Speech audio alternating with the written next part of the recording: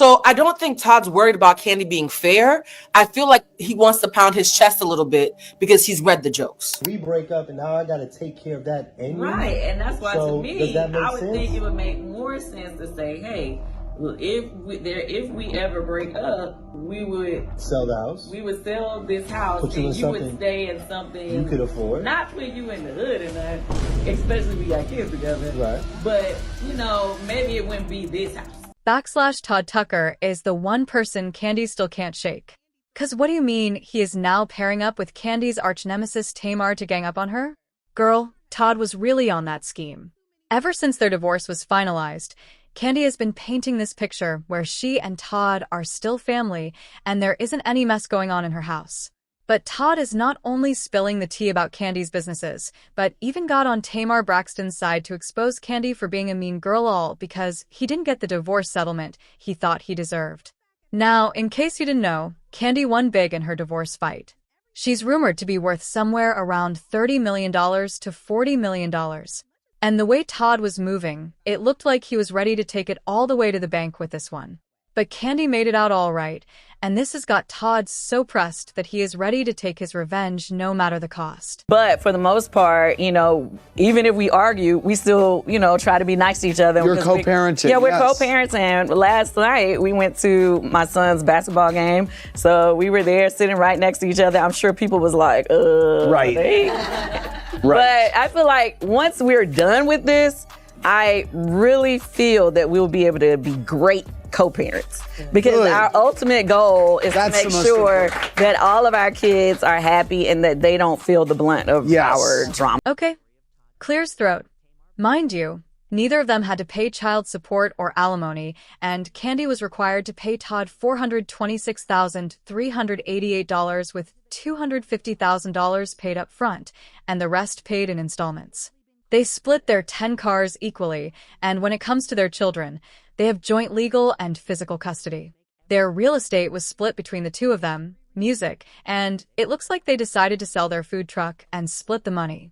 But this is where things get insanely crazy and has got Todd all riled up. Remember, it was said that Kandi didn't need Real Housewives of Atlanta and was a multimillionaire only to find out that Kandi is only making $22,000 per month, which comes to around $260,000 per year.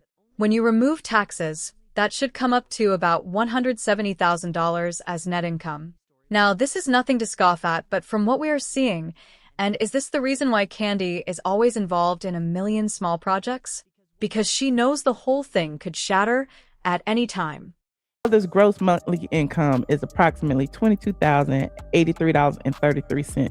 The defendant's gross monthly income is approximately $22,083.33. So according to Kandi and Todd and their attorneys and what they want y'all to know, they both make the same amount of money. Okay, so y'all can quit calling Todd a deadbeat. They both make the same amount of money. Well, not entirely.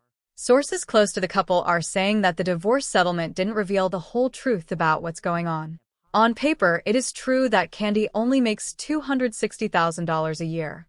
But when you own your own businesses, you limit how much you get paid from those entities as a way to lower your taxable income. So, Kandi most likely has a company that handles her publishing and songwriting, music, and another to handle her endorsements and other jobs she gets from being a media personality, along with other businesses she started along the way. It's also possible that she has some assets under Mama Joyce's name, and that's something that Todd cannot touch legally, even if he wanted to. So, in other words, Kandi made sure that Todd couldn't touch any real income coming from the businesses she had on her own. And then what she did with the businesses they did have together got him even more pressed. Now, we know that most of their joint businesses, particularly their restaurants like Old Lady Gang, didn't do so well and had to be shut down. But one thing they did well together was their production companies. They had their independent production banners, Kandi Coded Entertainment and T. Tucker Productions, and co-produced all movies together. They co-produced A Fella, which became the top-grossing play in Broadway history, and also had other good projects like The Piano Lesson and Thoughts of a Colored Man. And even though they are deemed equal partners in these projects, the tasks they handle are different. With Todd being the primary script writer and visionary, while Kandi controls the branding, distribution, music, and finances relating to any project. And this is where things started to get messy. Reports revealed that Kandi was more than happy to let Todd be seen as the creative mind, while she focused most of her time and attention on something more old school, cleaning the books. Whenever money started flowing in, she was reportedly there with a calculator and AA of accountants, carefully looking through and minimizing any appearance of profits. The books would say that whatever money they earned was eaten up by equipment fees, licensing costs, and multiple overhead expenditures that seemed to come out of nowhere. Insiders claim the financial spouse filed when the timing was perfect, right after the books were organized, the debts were documented, and any marital profits have been carefully minimized by perfectly legal, perfectly boring accounting management. If the rumors are true, the creative partner didn't lose a spouse. They lost a financial war they didn't even know they were fighting. The accountants reportedly primarily worked for and reported to Kandi, so Todd would only see the numbers he was shown without fully understanding just how the money flowed. Todd was fighting a financial war that he didn't even know he was in, and only got to know about it after their divorce was finalized. All through the divorce, Kandi made sure to keep it perfectly amicable to make sure that Todd didn't fight it or start looking more carefully at the documents and spot what she was doing. But now that it is over and they would most likely not work on projects together, Todd has been going through everything and was reportedly pissed when he finally saw the game Kandi was playing. That man has been in his feelings and has been talking smack about her behind the scenes, talking about how Kandi and Mama Joyce scammed him and did him dirty. And add to that the entire Tamar Braxton mess that has recently come out. Tamar Braxton has talked about how Kandi is a mean girl, and while she has never brought it to the internet like Tamar has, she has repeatedly tried to get her booted out of projects in Atlanta and warned people not to work with Tamar. You the one who can sing so beautifully, but don't nobody give a fuck about it, because the only reason you ever get airtime lately is when you're talking about me or you're talking about somebody else.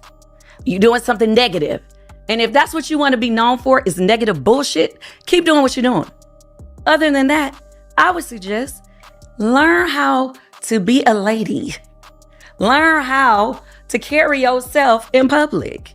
Learn how to carry yourself on the internet. And learn how to handle your business without being known for drama. Allegedly, Todd is siding with Tayana on this one about how Kandi throws shade behind the scenes and takes revenge while keeping her hands clean. However, Tayana has cried wolf one too many times for anyone to believe her this time. But now that Todd has seen it himself, he finally understands what Tayana has been talking about the whole time. Get this, he is supporting Tayana on this one, and seeing Kandi will see her karma. Kandi already knew that she wasn't happy in the marriage and wanted to divorce. But if you look back at her history, she's someone that can hold a grudge for however long she has to. It did take her close to 20 years before she forgave the Scott sisters. However, no matter how mad she is, Kandi is a very strategic person and always wants to walk out of every situation smelling like a rose. So instead of telling him what it was to his face, she went behind his back and hit him right where it hurts without doing anything to draw his attention. Everything was so meticulously planned out because even if Todd went back to the court, he cannot get the divorce overturned, and everything they've done to the accounts can all be legally explained away. But as much as Todd is right to feel angry about Kandi finessing him, people don't really see it that way. From the videos we've seen throughout their marriage, it looked like Todd was very much interested in the money and what he could gain for himself financially by being with her. So, there was nothing wrong in Kandi beating him at his own game to protect herself, saying, "Yes, Kandi. Don't let him play in your face. Show him how it's done. Play chess. Music, not checkers." I'm actually just glad a famous black woman was finally smart about protecting her assets. This is usually not the headline. Kandi will protect her money.